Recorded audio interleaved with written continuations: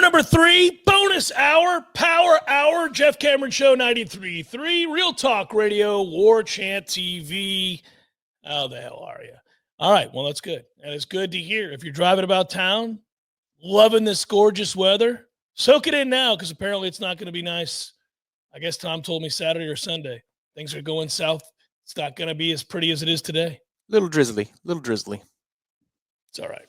We're down the home stretch towards goodness for weeks on end. I just hope they get the baseball in. Lord knows you don't want to miss the Lipson series or Lipscomb series or Lipson, whoever the hell we're playing. Lipton tea. Yeah, we're playing somebody that we should beat. We'll see. I don't know. They're a little run down right now. They're a little ragged. You could tell. They're a little worn out. They keep winning baseball games, and every one of those that you continue to stack up is a game that gives you a little bit of leeway, a little bit of margin for error. So there is that. It's funny. I was asked to be a guest this morning on a radio program. The host asked me right off the bat, I didn't know what I was going to get, Tom. And the host asked me, Jeff, in your estimation, did FSU get, as it appears to us, he said, every single thing they asked for when they sued the ACC up in North Carolina and in Florida. And I said, pretty close, yeah. I mean, short of some pie in the sky, kumbaya, we get out tomorrow and we join whatever league we want scot-free. Yeah. But realistically, the answer to that was, yeah, I think they did get everything they wanted. And that host went on to say, how big of a thank you notice and or gift should North Carolina University of be sending Florida State University? And I said, there is a slight level in all of this of consternation about the fact that Florida State will never get its just due and its rightful congratulatory notices, flowers, if you will, presents from the schools that are going to greatly benefit from Florida State paving the way for a mass exodus for those that have options. And it is fair to say we've mentioned it, but we haven't focused on this because there's no reason to focus on it. We're focused on us. But nobody benefits more from this, not named Florida State, than North Carolina. And it may very well be that North Carolina benefited the most because North Carolina didn't even have to do any of the heavy lifting. They didn't have to do a damn thing. They got to sit back in the cut, spend a little bit of money on research, email each other with joy about the fact that Florida State was kicking down doors and leading the way fearlessly for those who wholeheartedly agreed with the Noles but refused to stand side by side with them as they etched ever closer to a settlement that would see freedom for North Carolina, who will undoubtedly be grabbed up, scooped up at the exact same time, if not sooner, than Florida State by the Big Ten or the SEC. And that does kind of piss me off a little bit. Just a little bit. Yeah, so they've lived an extremely charmed life. They're the kid that you went to high school with that never cared about being in high school, but whose mother and or father came from a lot of money. And the next thing you know, you check back on them 15 years later. Oh, what the hell happened to them? Oh, they're a millionaire. How did they get it? Did they build it themselves? Oh, no, they just took over the company that dad had or mom had. Yeah, okay. So they were always predestined to just live this charmed life. And that's when the petty you comes out and says, I hope that the relationship between those parties is awful. And I hope their day-to-day existence is met with some, while I have money, I wish I had the true affection and appreciation happiness, of my parents, love, kind of a dysfunction. I hope that's the case at North Carolina, because consider in the last 30 years, they've been able to make up classes on paper that never existed and not be punished for it. They've been able to exit the ACC when they want to at this point, and they're going to have a battle on their hands with the SEC and the Big Ten are going to compete over North Carolina's services, and they're not going to have fought for any of it. They have the luxury of saying that Florida State, at least some people in North Carolina's administration, was barking too much, that they were barking too much at the ACC, and they needed to stand down. And so they can look both ways in this particular scenario. When the history books can look at them as good soldiers, but then also people who benefited from this. But we understand on the ground, having lived through it, how much of a fraud this university is on so many levels, I'm thankful that the emails came out. I'm thankful that we were able to see that they were working behind the scenes to do exactly what Florida State was doing for them. And you can rightfully, if you're just looking at this objectively from afar, say, well, they did the smart thing. Once Florida State stepped up, they were like, all right, let Florida State lead the way. Let them take the arrows. And that's exactly what we did from a reputational standpoint. Florida State was besieged by snark from all around the country.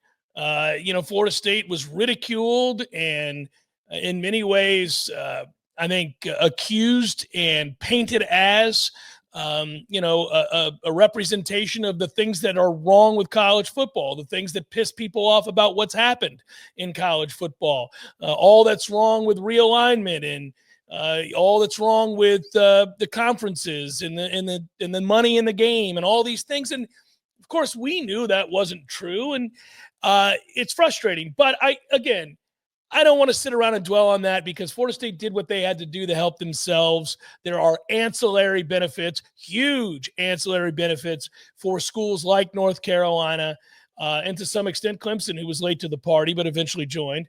And down the line, the great irony will be that they probably helped out their biggest rival or one of their biggest rivals, and that's Miami.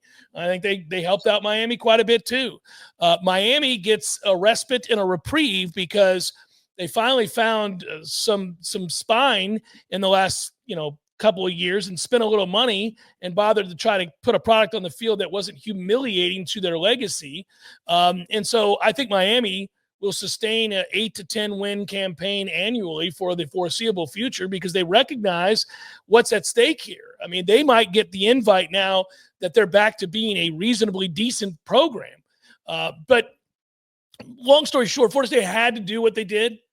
Yep. And again, the unintended consequences is that any school that wants out of here will keep their grant of rights and will leave for a far lesser price than they ever could have had Florida State not said, yeah, you know what? Not so ironclad. I'm calling BS. Yeah, this is where your welcome T-shirts are totally apropos for the final game that we play with North Carolina if we go our separate ways in the Power 2 or anytime we meet up with them, really. I think it's going to be on this day. I'm marking the time on Thursday, March the 6th. In the great Duke-North Carolina debate, I have always preferred North Carolina. I always rooted for North Carolina over the nerds. And today I'm flipping sides. I'm on Duke's side forevermore because North Carolina has always been a darling. Always, everywhere they've been the belle of the ball with the ACC, the kind of recognition that we never got for bringing the money to the party. They've always been talked about as though they're some sort of football sleeping giant, which makes little to no sense. And that only continues now with Bill Belichick being hired. Maybe they'll actually live up to that for 5 minutes. But when Mac Brown was hired the second time, all of these expectations, and Mac's going to lead them to an ACC championship, and they're going to be easily, top 10 fixture. Look, they got their quarterback. Like nothing ever happens there with football. Maybe moving to a Power 2 conference will, but they make up their own courses. They got people yelling at Florida State and scoffing at us and thumbing their nose at us all the way back down to the wine and cheese crowd stuff of the early 90s. There's a long history here of North Carolina leading this entitled and charmed life, and it's only going to continue when they exit out of the ACC. So you know what? Next time they play with Duke, I hope, and this will probably happen on the court here if they play in the ACC tournament or at the end of the season here, Duke by 50. Go ahead. At least the Blue Devils are what they are. North Carolina has that fake energy, and literally they create fake courses. Academic fraud to the highest degree, but they had friends at the NCAA too. So I'm glad you brought that up. The one thing, Miami benefits more in the short term because Miami's TV ratings have been good. Mm-hmm. Miami's TV ratings were excellent last year. They're going to be very good again this year. So Miami's going to benefit on that brand initiative side. North Carolina is probably a little farther behind because they were awful the last few years. They get their big, Labor Day night game to start the year. They get TCU, I believe it is. North Carolina does. They do, but those last couple few years of Mac Brown weren't exactly inspiring the eyeballs of the country, whereas Miami last year, was front and center. They're just behind Georgia Tech in terms of viewership, I'd imagine. Kind of works out well here for me to get to an email that I received today from Thomas, who's a longtime listener, lifelong fan of FSU football. I've seen it all. Winning the Natty in 93 and 99 in the lost decade, Bobby Bowden's departure, Jimbo's Rose Bowl Natty. But this settlement is one of the best things we could have ever hoped for, leaving this crap conference in the dust as soon as we possibly can, ! While the settlement details have come out, I am forced to think about the timing of our departure. I hope this isn't a stupid question, but do you think FSU and Clemson should coordinate their departure to coincide at the same time, lest one of us gets screwed to be left behind and left to play out another stinky schedule for another year in the ACC? In regards to Miami and North Carolina, screw them eternally, as you say. Thanks, Thomas. Thanks, Thomas. No, I don't think it's a weird, bad question or anything like that. But no, we have no I don't look at anybody at this point as an ally. I don't look at Clemson as an ally. We've always been a little bit more like-minded, and there have been allegiances in the past. But Clemson was slow to come to the table, so I'm not really worried about them. They should have been advocating and fighting as hard as we were this whole time. They didn't. Now they get a little more credit than some of these other schools. But they get partial credit, Tom. They handed that assignment in a little late. Yeah. The answers are correct, but I'm going to be forced to deduct 30 points because this is 3 days after it was due, Clemson. I told you very clearly, it was marked in the syllabus. This is due on this date. We're 3 days past that date, and good on you for answering the questions correctly, but you get a 70. You get a 70. I'm not indebted to you. You're not getting an A here. Yeah, I agree. And I think, to answer Thomas's question, if one program was more likely to get left behind, it would be them, not us. We're far more valuable than Clemson. This is one that I can say unequivocally. We are more valuable than Clemson, and it's not close. As an entity, TV market-wise, branding-wise, national appeal-wise, it's not close. I actually think it's closer with North Carolina than it is with Florida State and Clemson, because North Carolina is a brand new market to both of those networks. North Carolina has brand appeal in a growing state, and so therefore new territory would be as appealing to the SEC as a Florida State would. Even though we've got a better football brand, North Carolina is a new spot on the map for them to claim. So I think with Clemson, you don't have the eyeballs. You don't have the history and the appeal. Clemson has won a lot in the last 10, 15 years. Their recent history is fantastic. But if you're talking about commanding eyeballs across the demos, it's not the same. And talking about the state that they represent and the media markets within said state, it's not the same. So Clemson is significantly below Florida State, I believe, in terms of media value. Doesn't mean they have none.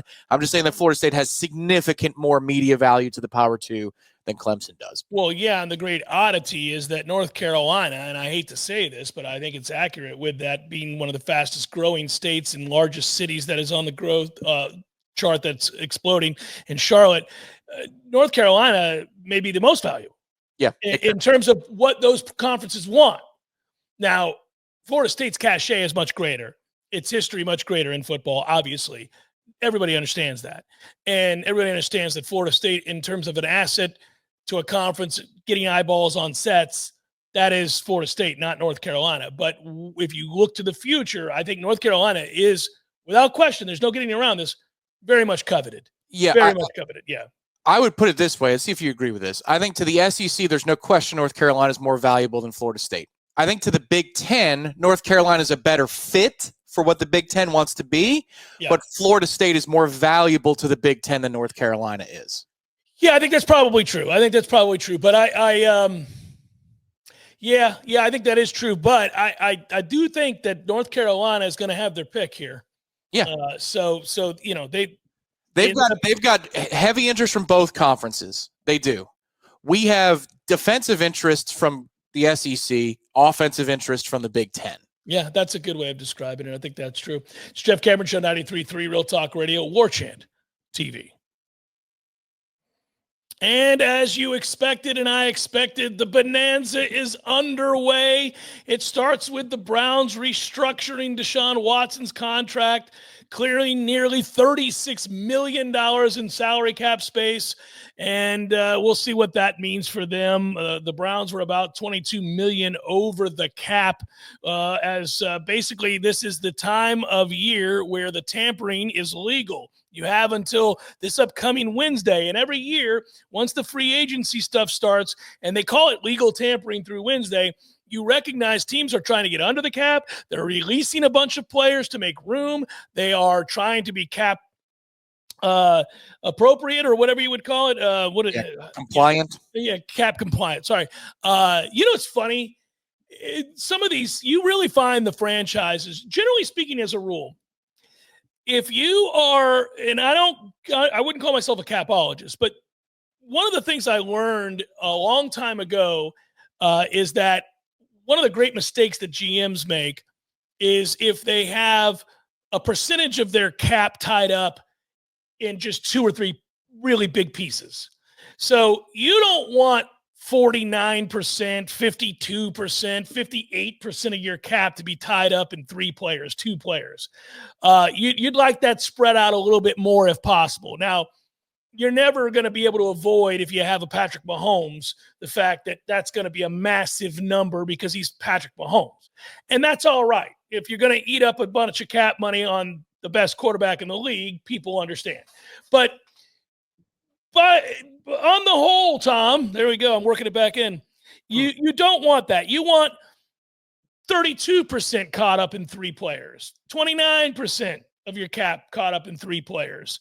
34%, less than 40% is the goal. If you can do it, can't always do it, but if you can do it, that's what you want to do, because it gives you freedom when there are opportunities. You can pounce, you can maneuver, you can make room and find ways to bring in more talent to your team.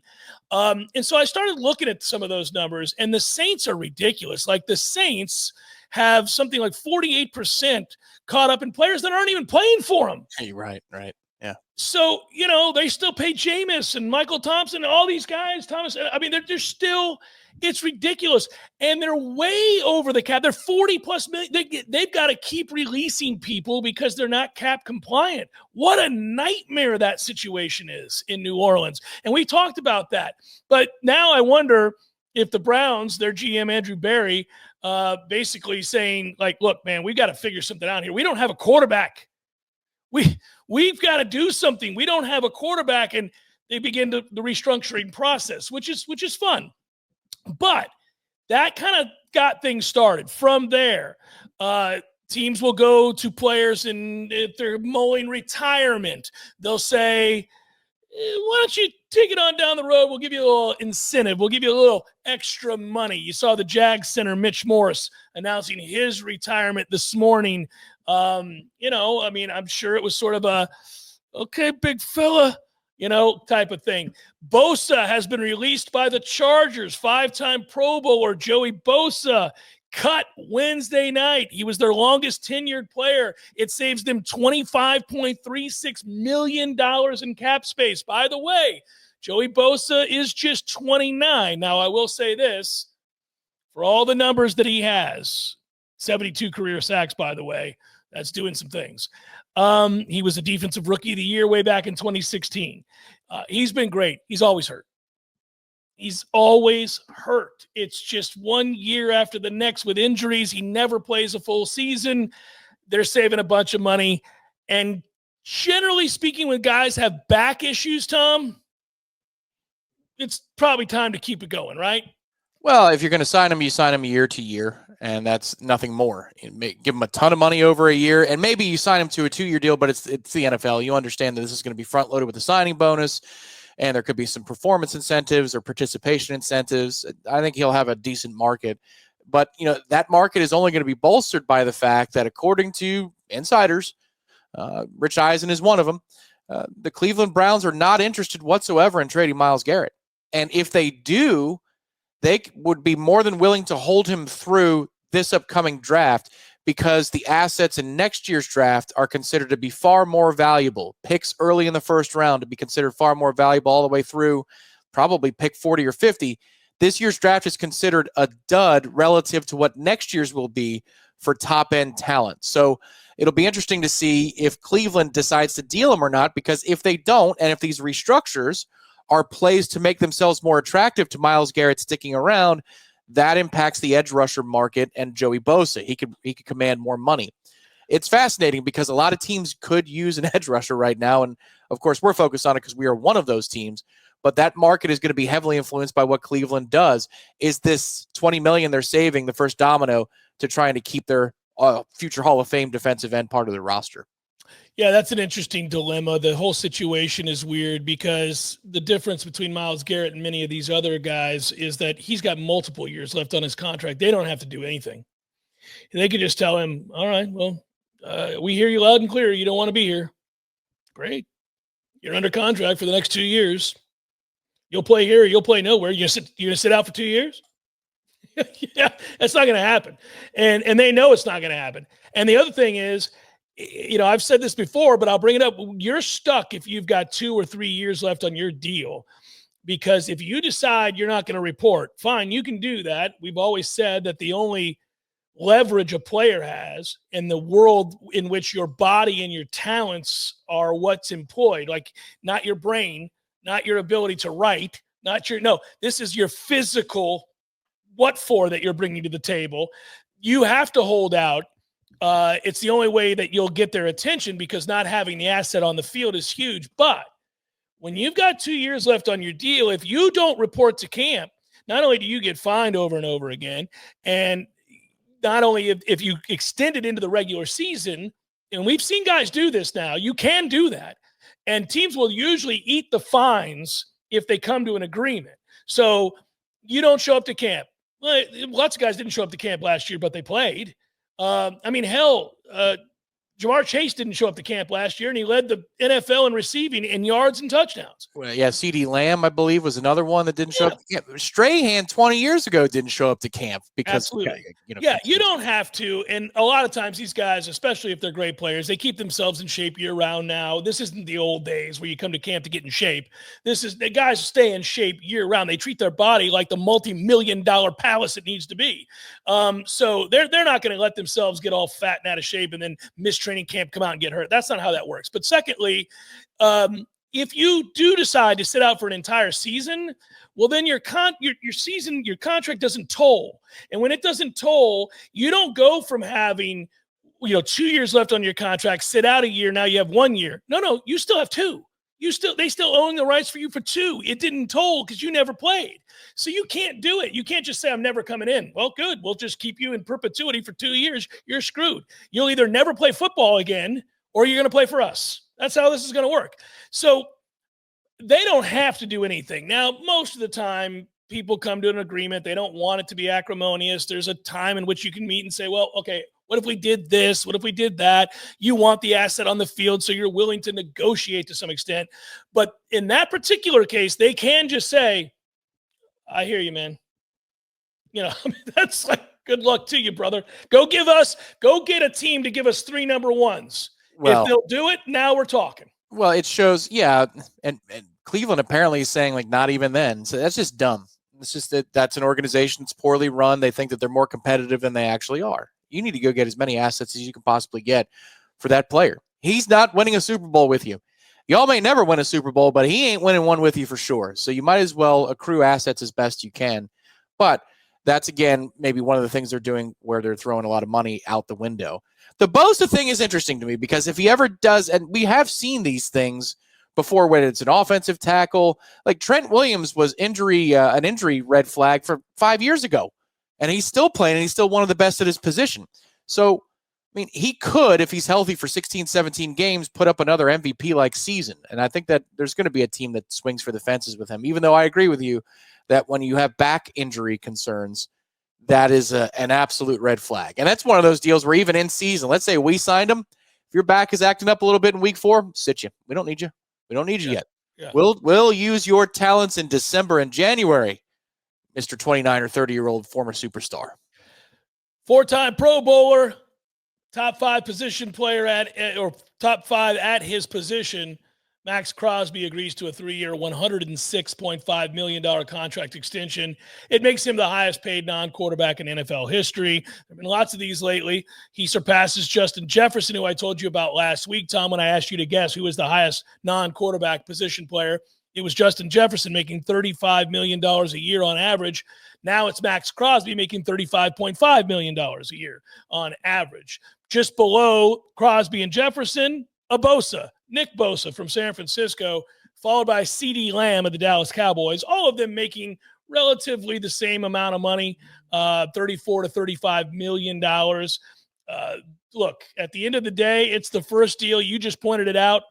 It's going to be a busy stretch of 48 hours for defensive ends. Trey Hendrickson, Myles Garrett, Adrian Hutchinson, TJ Watt, Micah Parsons. All of these guys are in line to get gazillions of dollars. The Cowboys, they restructure Dak's deal. And I'm just going to tell you now, if you're sitting here, that if you fast forward the Dallas Cowboys to 2028 or thereabouts, and those contracts mature and all the kicking of the can down the road that they've done in the last 24 hours, 48 hours, you are going to have a nightmare on your hands. They are going to be so far over the cap and so far down the road of having dead money on the books with players that are playing elsewhere. But Jerry doesn't care because he'll be dead, and he knows it. Jerry's thought, whether he knows it or not, is I'm going to be dead. I'm trying to win now. I'll just keep kicking the can, restructuring, giving you some extra bonus money up front because that's how it's done in the NFL. I'll just give you a bonus so that you get your money, and then you're salaried for $1 million this year against the cap, but you're making $21 million because I just stroked you a check. Don't spend it all in one place. That's how that works. But eventually that comes calling, and you're screwed. You can't just keep in perpetuity kicking it down the road. And Dallas is getting set up right now to be what the Saints are.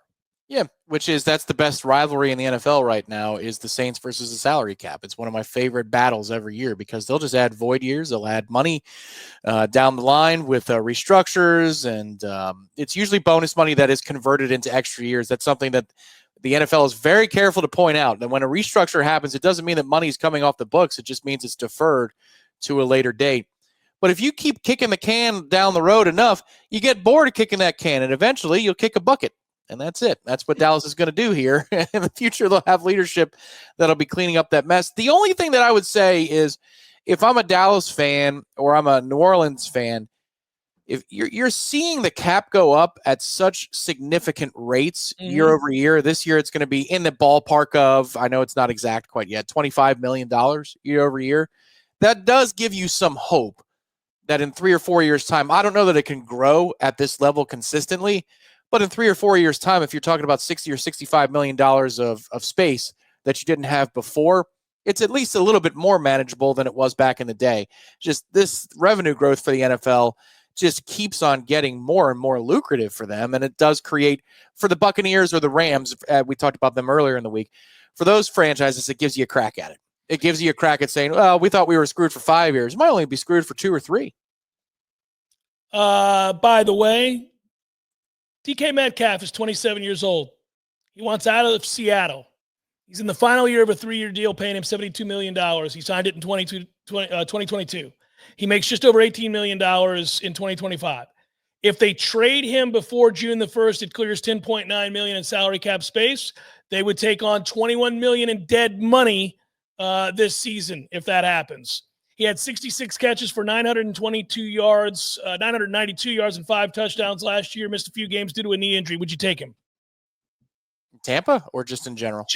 General. Yeah, I can't believe he's only 27. That's unbelievable. Yeah, he's good. Somebody will pay it. Just kind of curious. Jeff Cameron, Show 93.3, Real Talk Radio, Warchant TV.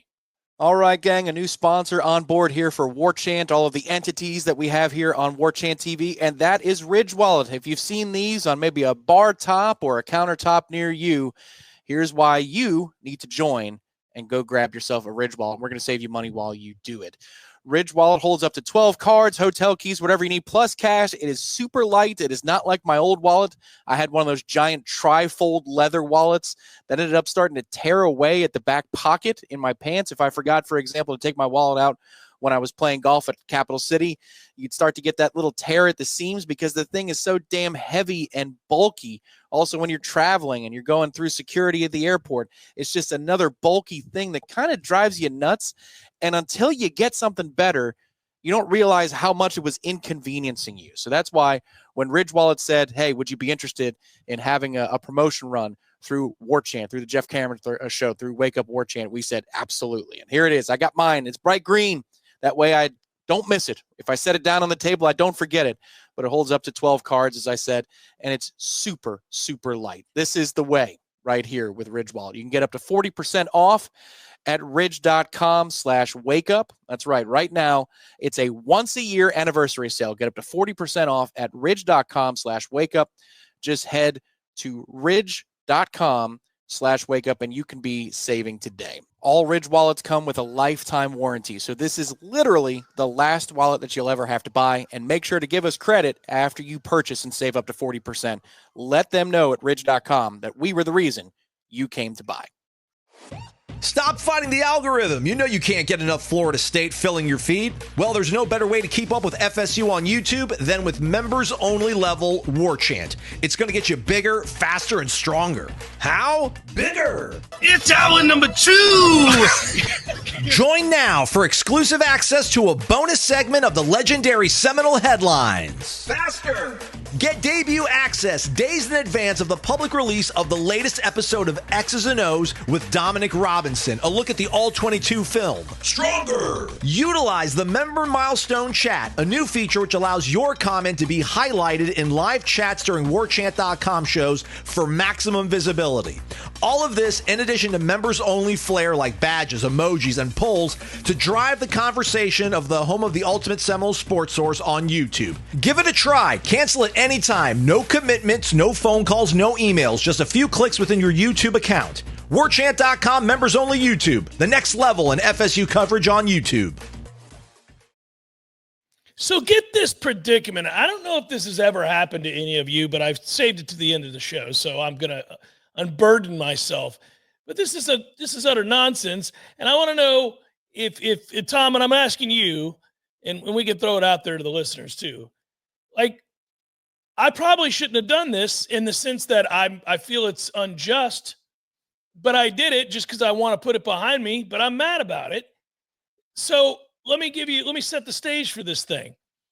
About, I don't know. Well, I got to go big picture. So we do a lot of stuff over at Hotel Indigo, right? And I love our partners at Hotel Indigo, and we've had a good run over there. There's nothing better than that 7th floor overlooking. Man. And we've had a great view through these football seasons, one very, very successful and one awful in terms of the football program. But either way, the view's always been great. And so we've done our meet and greets up there. We've done some pregame shows up there. And, there's always great food, a lot of fun, cold drinks, great hospitality. It's always cool to meet the people that come out and say hello to us. And we get a chance to kind of talk it through, man. Talk through our feelings, the good and the bad. But I will say early on, when we first started doing that, just because it's a massive hotel, we would get, until we figured out the routine, until Jay helped us out and everybody got it figured out, we'd get like a citation for our cars, every now and again. Parking on the 4th floor, and then you leave and you don't, we're not paying to park because they're having us there for an event, but the machine doesn't know that. The cameras don't know that. So they take a picture of your license plate and you get a ticket in the mail. And then bottom line is no big deal. This isn't about disparaging Indigo, but I'm giving you the backdrop. So then I'd call Jay and say, hey guys, I got a notice, make sure that goes away. They're like, we got you. And it would go away. No big deal. And it's happened a couple times, and I get it, man. There's a disconnect, and got it. All right. So I shouldn't say I got used to, I was not surprised by if I would get a notice in the mail, and it would say, whatever, Department of, whatever, official delinquent parking citation or something like that, city of Tallahassee. And then you'd call and be like, no, this will get remedied. And then it would get remedied. All right. So here's why I bring that up. In October of this past year, almost November, like the last day of October, early November, I get a notice in the mail from the city of Tallahassee customer operations. And I'm looking at it. And anyhow, it says that I have a parking citation. Now, I wrongfully assumed that this was a citation from, having been at Indigo. Yeah, that the city wouldn't do that. That would be a private company that would send you the citation if you were at Indigo's garage. Right, yeah. right. But I just kind of, how you get mail and you're like, junk. Oh, God, I got to deal with this again. I'll call Jay, and I'm just going through it. All right. So, admittedly, I didn't open it for a month. Mm-hmm. And then I opened it. And it says that it's now it's a delay. I got a second notice, and that's what caught my attention. And I'm like, that racks up the money. I've had this happen in downtown before. Yes. Okay, but here's where this is all standard, right? No problem. All right, it's been more than 30 days. They send out another notice. Now it's more money, whatever. So I open it, and I go, okay, official notice of delinquent parking. Oh, wow. Guys, they're starting to up the ante on these tickets at the Indigo in my mind. But then I look and I say, oh, that's not at the Indigo. This says that I got this, and it gives me the location or wherever the hell it said it was. There's a parking meter is what it says that I was parked, and the time ran out, and they got me. And they're like, yeah, we got your ass. Now you're going to pay up. So I started thinking about it. And just taking that cursory glance, I'm like, I'm never parking downtown. Like, I never park downtown. I never am. I never do. Unless it's the weekend, and then those meters don't matter. And so I'm kind of like, no, that didn't happen. I don't think that happened. So before I got all accusatory, Tom, I did my due diligence. I walked in the house and I said, Bryce, did you take occasionally Bryce will borrow my car. That is a very good and logical place to go before you start screaming down customer service to make sure your kids didn't use the car on the weekend and you didn't realize they did. Very good. Correct. So I said, Bryce, did you at any point go downtown to meet your friends? Did you borrow my car? Was I, well, I don't know, out of town doing something for football? Did something happen? Did you need my car? Like, did you use it?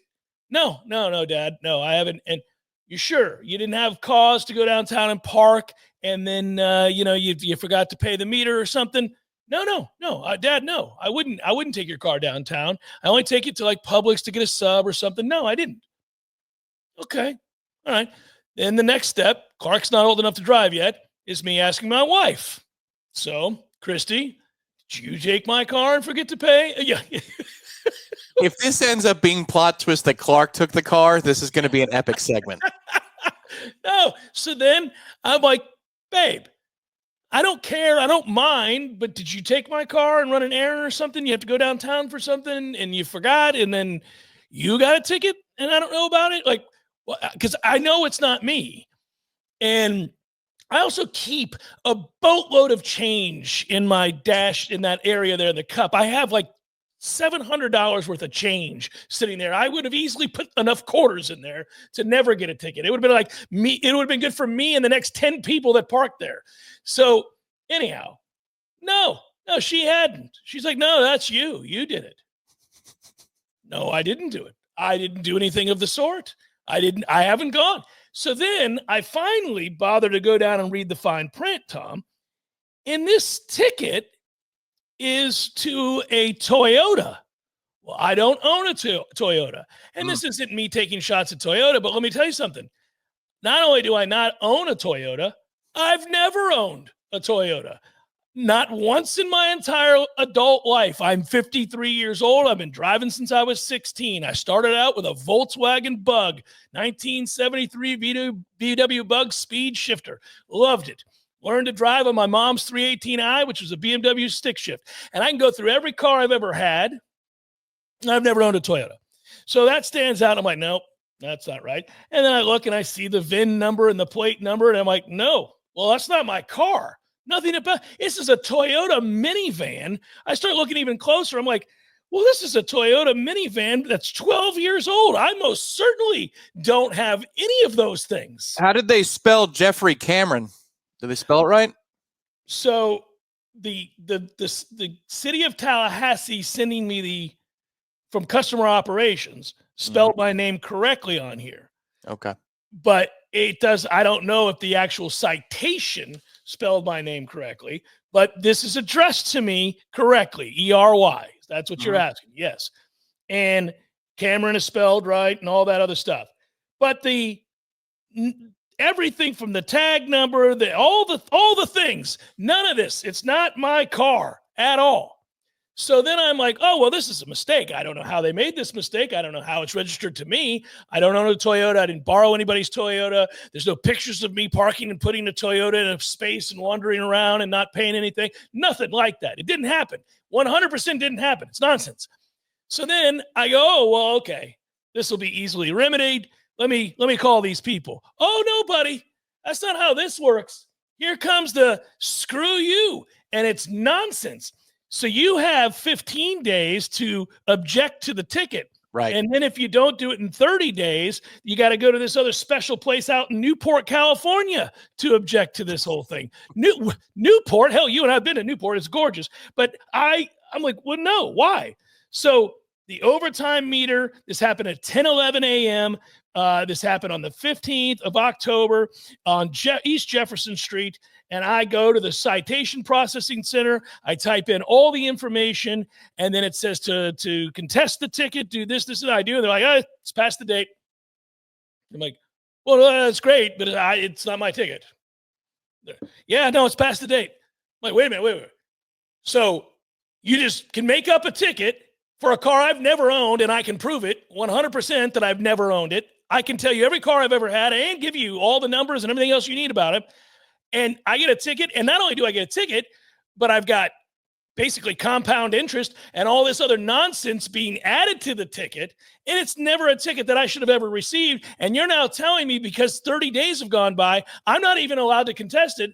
I just have to pay it, or else you're going to say it's even more delinquent and just keep sending me larger bills until at some point I'm sure you're going to send it off to a collection agency and affect my credit. And I never did. I didn't do this. It's not me. Can you imagine telling somebody that you were charging them with a crime and then they say, well, I wasn't even there. I wasn't even in the state. They're like, well, you should have told us that within 15 days. The hell what are you talking about? Right. Well, it's now 32 days, sir. And not only can we not hear your pleas of innocence, but you're going to jail because you haven't reported. Oh, I don't live in Tennessee. I didn't do this. That's not even my name. What are you talking about? Like all this nonsense. I have no recourse. So because it's only $52, I just said, well, screw it. I'll pay the $52 because I don't want to deal with this hassle down the line. And I paid it. Oh, you paid it? Oh, Tom, I've got no choice.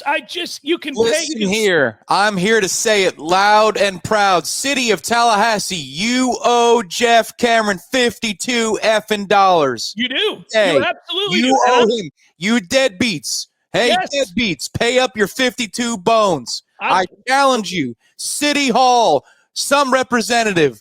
Yes. Pay the man back his $52. Yes. And you know what? You should add an extra 52 to the second harvest of the Big Bend for our charity golf tournament. You cowards. Hold on. They may not be cowards. They might say sure. But something's got to happen here. I called the 1-800 number. I'll even give the number out on air, 1-800-969-6158. I called that. I had to sit on hold like an a-hole forever and a day, wasting my effing morning. I had to, all for them to say, well, tough. What do you mean tough? I didn't do it. I don't own that vehicle. He doesn't own the vehicle, City. Maybe you're not cowards. Maybe there's somebody over there who has a spine to look outside of whatever rule book. The rules don't apply in this scenario. The rules do not apply. It's not his car. It's not his car.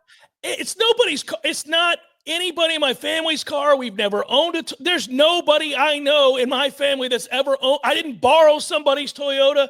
There's none of it. It makes zero sense. Refund Jeff's money. I'm going to say it every day on this show. I'm going to find an opening. There's going to be an opening every day on this show, and you're going to have to Make it right, or else we could be here in October. And it could be Miami week. It could be Miami week on a Thursday or a Friday. And I'm going to say, hey, City of Tallahassee, pay Jeff his money. Pay him his money. I was real close to giving out this person's license plate number. The person who did violate the rules. So, what happened? Have you checked your parking app? Do you have the green parking app where you can pay via mobile or no? I'm sure I have 75 parking apps. I'm sure one of them is. They've got the downtown one. I wonder if somebody either hacked into it or whatever, and they just jumped on your account so that therefore you would be the person that it was sent to. Well, how the hell? I've got a bunch of these. I mean, like it started out with a green notice right here. It tells you, hey, listen, buddy, you owe $20. Then it became the 52 because I waited and didn't do anything about it. But again, ridiculous. And also, that's a sham. This nonsense. If you get by the way, you get the notice. The first notice you get is on the 29th of October, and they tell you in there, if you don't pay it by the 5th of November, it goes up $20. Yep. So you get, what the hell? And then they're like, oh, well, you want to keep playing games, do you? Wait another 5 days. We'll jump it up to $52. You're like, what are you talking about? Yeah. Yeah, I've had this happen where I went down to Metro Deli and I got zapped, and it was erroneous. I can't remember the exact circumstances why it was erroneous, but it was. But I called immediately. I was on the phone. They said, well, it hasn't posted. It's going to post as a citation in about 3 to 5 days, so give us a call back then, and then I forgot. Like, how about I just contest it right the hell now? Because so that's least, and I forgot. Then 3 weeks later happens, and then I owe an extra $20, and I had to pay the whole damn thing. At least it's your effing car. That's why I did. That's the difference between you and me in this circumstance. That's not your car, man. I didn't do it. It's not my car. And now I know that person's license plate. I want to put a sledgehammer to the side of it. This is nonsense. How in the world didn't? $52 back to Jeff. $52 to the second harvest of the Big Bend. Let's get going, City of Tallahassee. You can do it. You can do it. I believe in you. In fact, you don't even have to give me my $52. Just give the 52 to the second harvest of the Big Bend and be done with it. That's do you see how good of a citizen he is? That's why he deserves his 52 on top of the 52. But I am pissed about it. I just gave $52 on the behalf of whoever this deadbeat was that parked illegally in that sorry Toyota van of theirs. Hey, and just left me in the lurch. Mayor Daley, we bonded once. I was at Chuck Urban's card game for the charity that one time, and you were looking over my shoulder, and you said, that's a good hand. I said, yes, it is. See, we had a moment. So we're friends now. Let's make this happen. I just had to get it off my chest. I hope others out there have not been violated in the way that I have been through this sham ticket and this process of nonsense. And the fine every detail. If you didn't do it by then, you're done. We can't help you. And by the way, if you don't pay it, we're just going to keep sending you larger bills. And it's crazy. You can own the car or not. That's right. You could own no cars. You could own 0 cars. But if we believe you that you owe a car, if it's 15 days go by, pay me. Just making it up. All right, I feel better. Thanks for letting me vent. It's nonsense. I'm still pissed about it. It's eating at me. But I'll let it go. It's paid. It's in the rear view now. I'm going to bring it up tomorrow. Maybe the city of Tallahassee will do the right thing after having screwed, a guy who's been pretty good in the community for the most part. I mean, come on, guys. For T. Lizzie, I'm Jeff. Be well, everybody. Have a great Thursday night. Tomorrow is the weekend. Yay, Libations Friday. Until then, peace. Please don't cut my power.